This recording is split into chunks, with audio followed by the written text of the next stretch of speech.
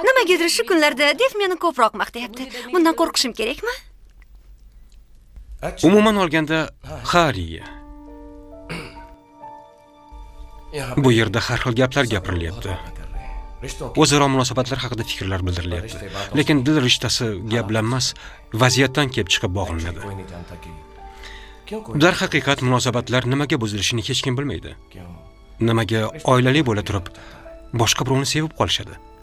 Hech kim ayta olmaydi. Shu jumladan men ham. Men ham nimaga bunday bo'lganini bilmay qoldim.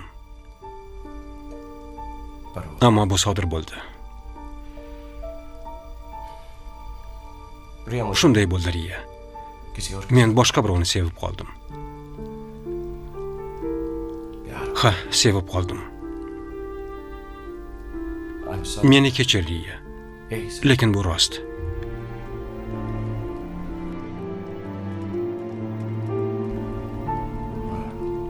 Men sevib qolgan qiz shu yerda, oramizda.